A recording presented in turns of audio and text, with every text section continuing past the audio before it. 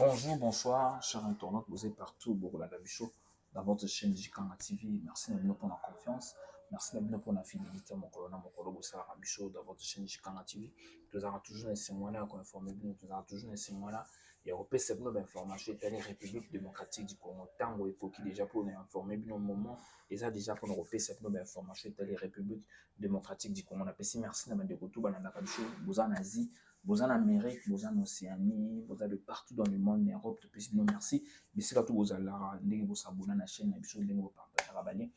Si vous allez monsieur coach, vous likez, vous partagez, monsieur Botali, il y a un dessin à Kitoko, il y a un dessin à la fierté, il y a une façon de soutenir la chaîne, il y a une façon de retirer le poids, il y a une façon de motiver, monsieur tout et la rabino d'information, Kitoko, tout et la rabino d'information, telle République démocratique du Congo. On a fait Simboté, Nabawa, il y a bisous tout, Mbot, Nakongomani, il y a le père et le mère, Obola, la raté.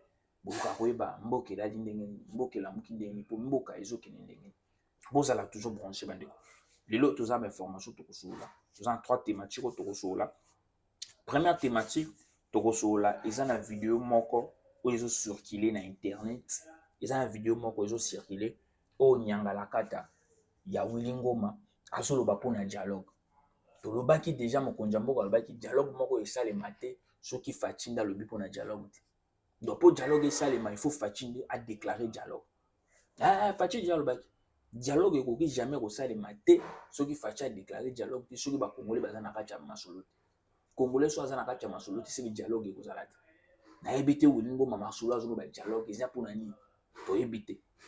Parce que bacomprendre déjà ke bakomozwa de afe bacomprendre déjà ke bakufeli bato ebele yango bakomi kocréer bamakambo yango bakomi kocréer badiscours alikuta totokomona nani Bertin Bisimwa tokomona ye soki akutani na baindien nini soki akutani na baasiatique nini oyo akutani na badélégation ya Doha badélégation nini akutani na bango bolingi kokosa bato boye pourquoi yango eza thématique ya liboso.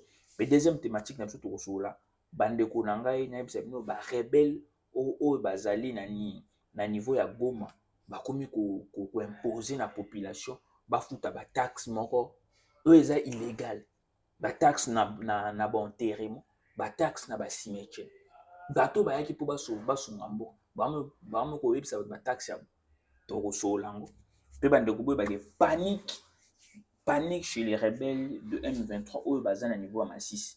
Panique pourquoi ba rebelle baza na Masisi précisément na cité ya Weso na yebisa bino baza paniqué na minute oyo baza paniqué pourquoi commandant na bango moko akufi commandant na bango akufi epesi bango panique.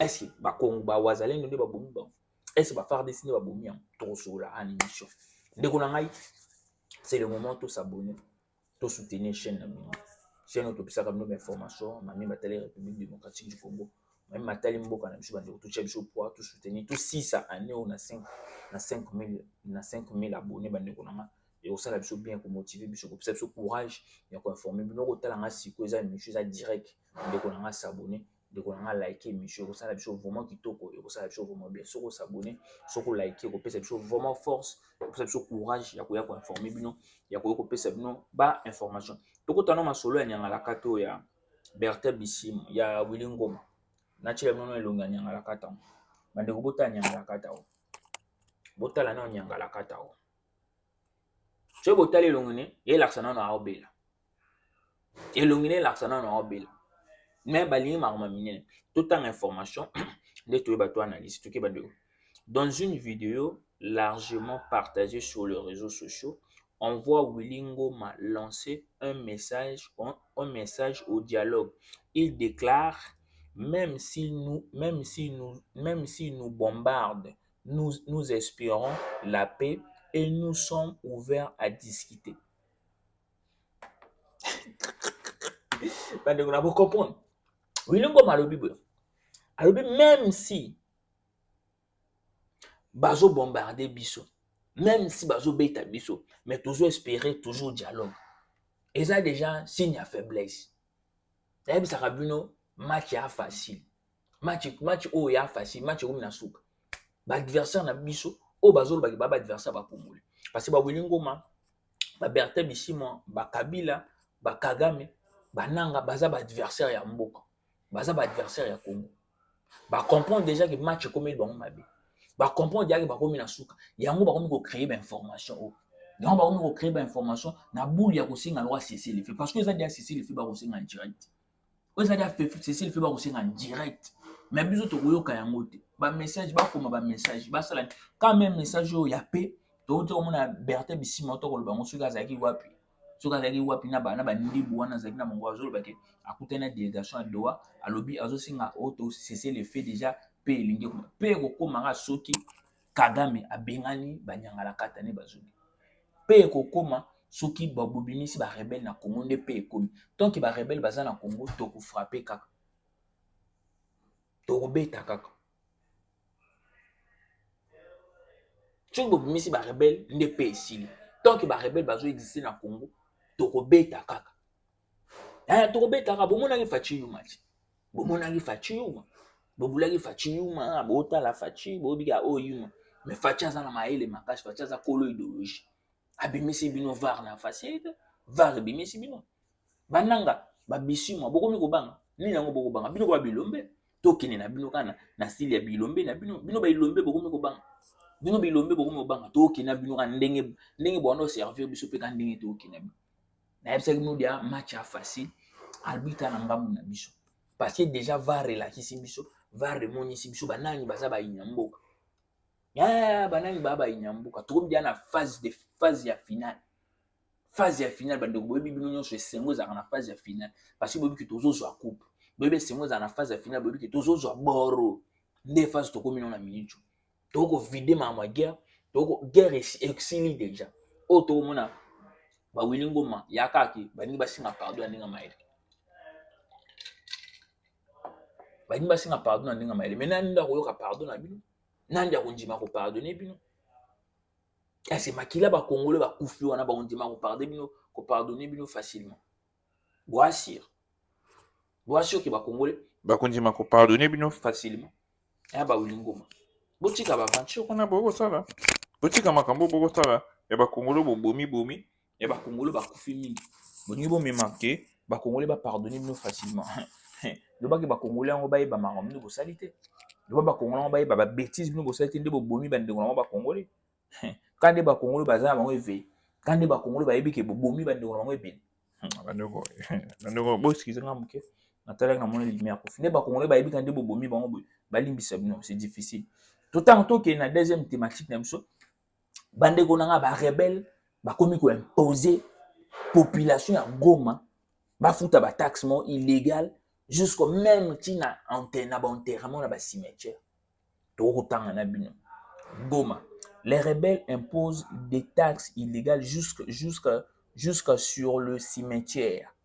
Dans des zones passées sous le contrôle du M23 RDF, les habitants dénoncent une véritable extorsion organisée. Des taxes illégales sont imposées sur presque tous les aspects de la vie quotidienne, plongeant la population dans une dépression économique et morale. Au cimetière de Makoé, même les familles en deuil doivent s'acquitter d'une taxe pour stationner et enterrer leurs proches. Même pour accès au cimetière, les rebelles exigent de l'argent déployé un habitant.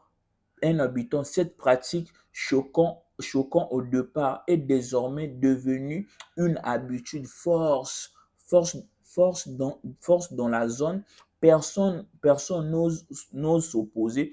Toutes les contestations est souvent punie.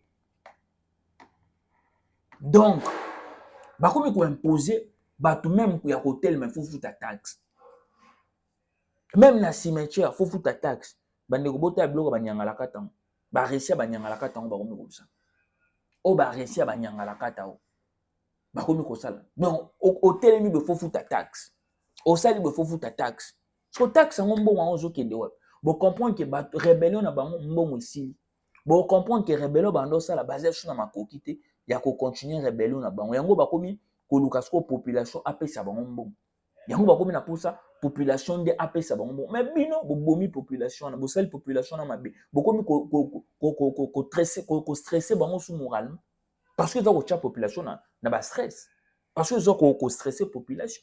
bato boyaki po bosunga kosunga ngo boyaki bosunga population nde boye oyo boye mpona koboma population oyo boye mpona kosala population mabe oyo eza mpona kosunga population te bandeko foto oloba ngo foto sola oyo eza kosunga population te eza koboma population eza kobebisa population bokosunga population boye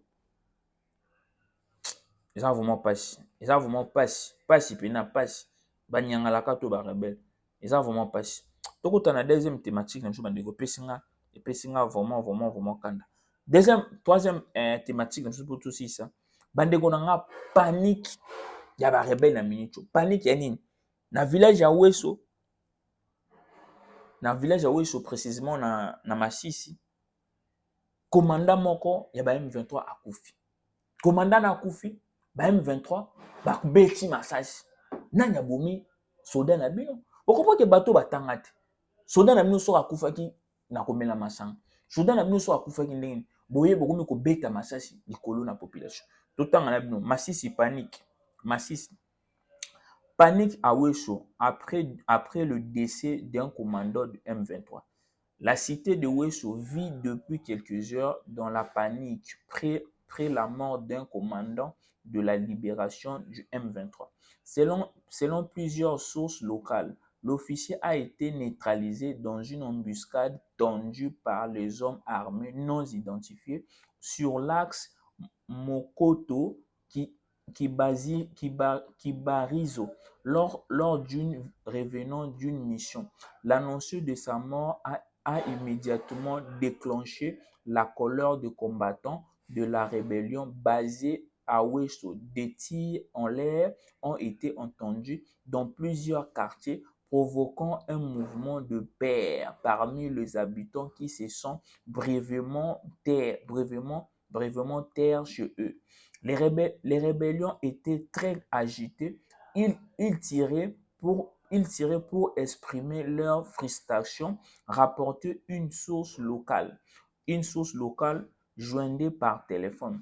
La situation a créé un moment de psychose avant qu'un calme relatif ne soit constaté en fin de la journée. Botala eloko banyangalaka to bakosala. Commandant na bino, soki soldat na bino akufi bato babomi eyebani te. Mais siko bokoya po bobeta masasi, botia population na trouble. Botia population na panique pourquoi? Bo comprendre que bato batanga te, bo comprendre que bato banyangalaka ta, bo comprendre bato bakoyeba makambo bakosala te.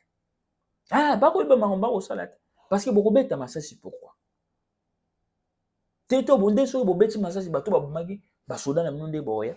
Toyebisaki bino ke eza panique eza kobanga babeti masasi parce que bamoni ke peut-être FARDC bwazalendo bazali andinga so babeti masasi po bamona ke bango basiliki ata bosiliki bokosala nini pe kosilika na bino komemani ata bosiliki bokosala nini pe kosilika na bino komemani pe kosala bato nini ya un moment faut réfléchir yango bato rébellion na bango eyesimba te po bako raisonner malamu te botala boko tia population na panique mais bino boyaki bobiki boyaki bo libérer population boyaki po bo libérer bato ko libérer ngo nde abo et ça vraiment passé merci na bino bandeko tout o bozwaki libaku ya kolanda biso to s'abonner massivement na chaîne na biso Jikanga TV eza chaîne to créer ngo pona ko informer bino chaîne to créer ngo pona ko pesa bino ba situation o ya République démocratique du Congo ndenge ni mboka ekokeni ndenge ni makambo ekokeni pesi merci na batuto basabona merci na batuto basala biso confiance pour s'abonner massivement pour partager balien